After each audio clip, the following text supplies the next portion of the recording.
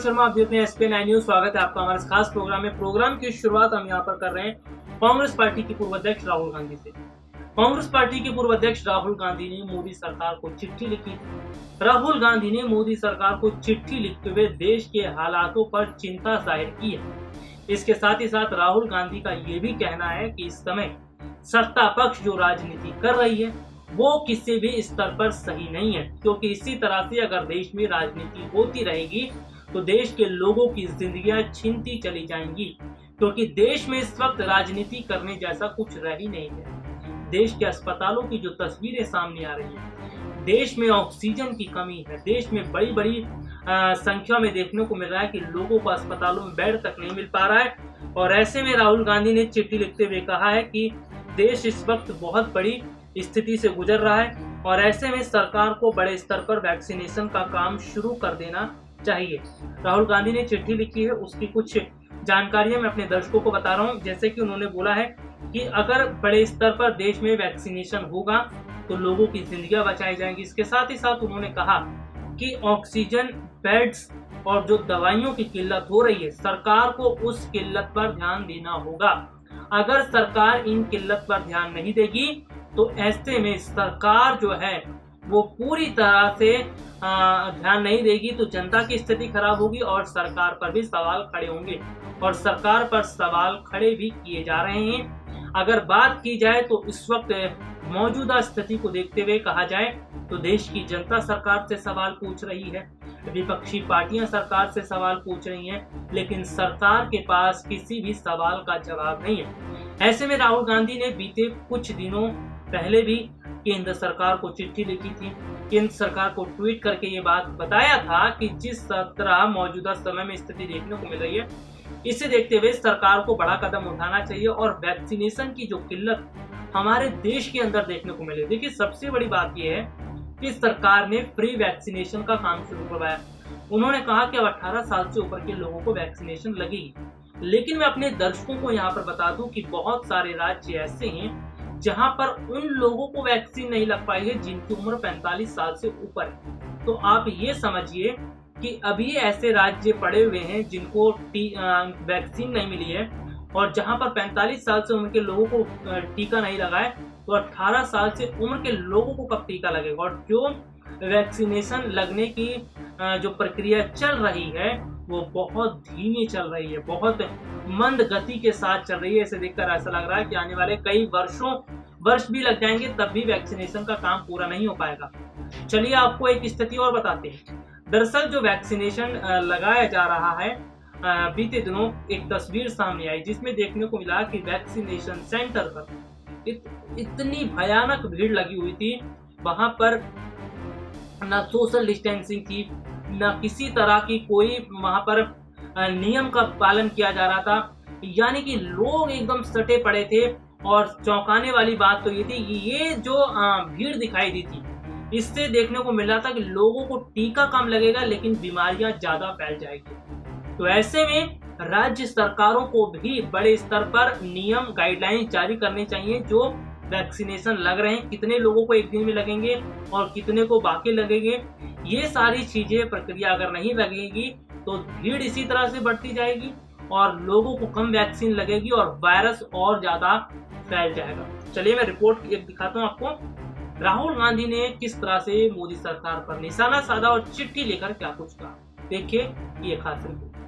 देश में कोरोना संक्रमण लगातार तेजी से बढ़ते जा रहे हैं। इसके साथ ही साथ स्थिति अब और ज़्यादा भयावह हो रही है।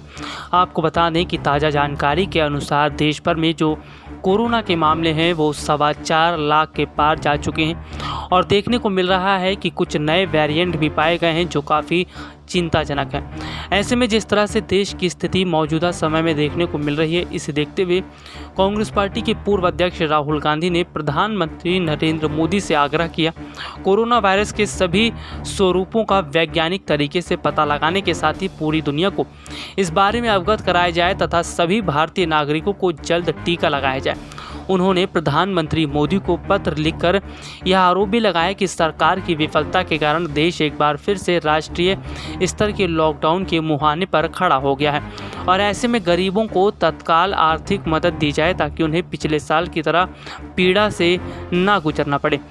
राहुल गांधी ने अपने पत्र में लिखा, मैं आपको एक बार फिर पत्र लिखकर ये बताना चाहता हूं कि हमारे देश में कोविड सुनामी की गिरफ्त देखने को मिल रही है।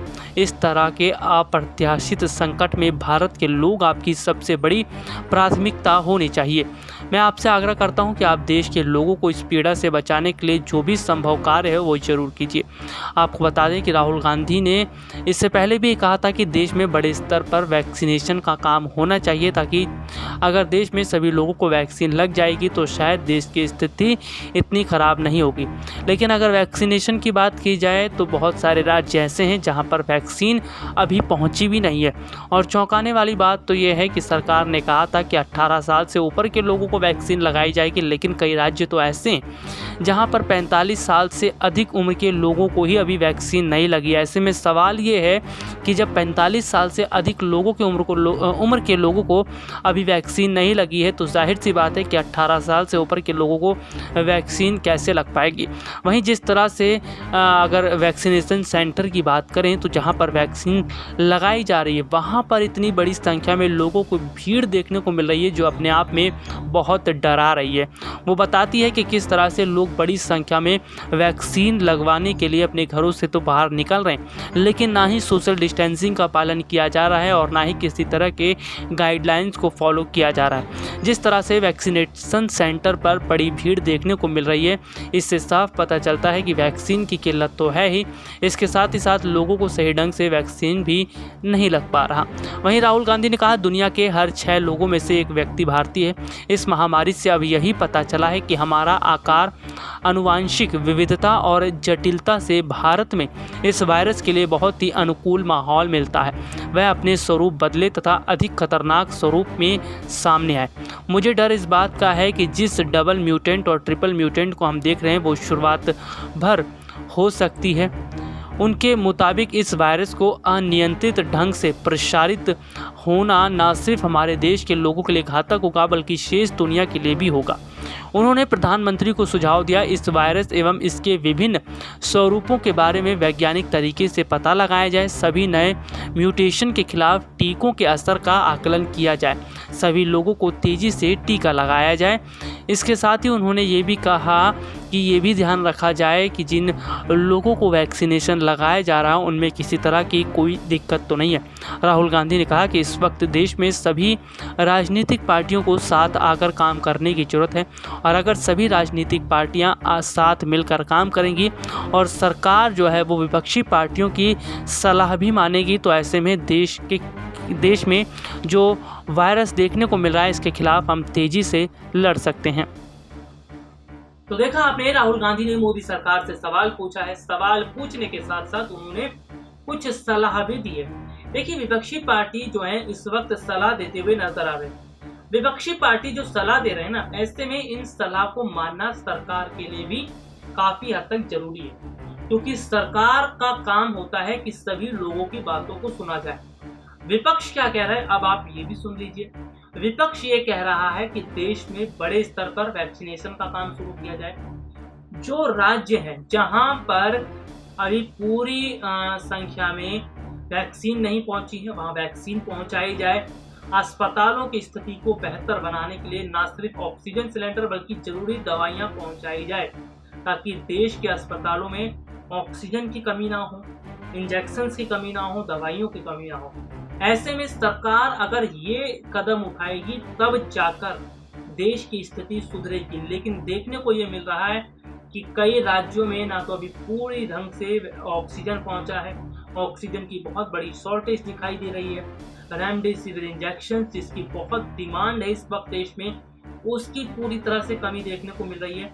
कुल मिलाकर अगर कहा जाए तो स्थिति बद से बदतर होती जा रही है, लेकिन शायद सरकार जो है वो ध्यान नहीं देना चाहती और सरकार जानबूझकर ढिलाई भी बरत रही है। सरकार जितना ढिलाई बरतेगी लोगों की जिंदगियां उतनी खतरे में जाएंगी और आने वाले समय की स्थिति तो बहुत ज्यादा डरा रही है, क्योंकि कोरोना की तीसरी लहर अब आने वाली है। कोरोना की तीसरी लहर बहुत घातक है और बड़े बड़े विशेषज्ञों ने ये कह दिया है कि अगर तीसरी लहर से पहले केंद्र सरकार देश में मौजूदा स्तर पर बड़े कदम नहीं उठाती तो स्थिति और ज्यादा भयानक हो जाएगी और शायद स्थिति को संभाला भी नहीं जा पाएगा। चलिए मैं एक आपको रिपोर्ट आपको दिखाना चाह रहा था कि किस तरह से स्थितियों के बारे में हम आपको बता रहे थे। रिपोर्ट में आपको दिखा ही चुका हूँ, लेकिन फिलहाल मैं आपको जानकारी ही बता रहा था और आगे भी जानकारी हम बताते रहेंगे। फिलहाल के लिए आज बुझा दीजिए। नमस्कार।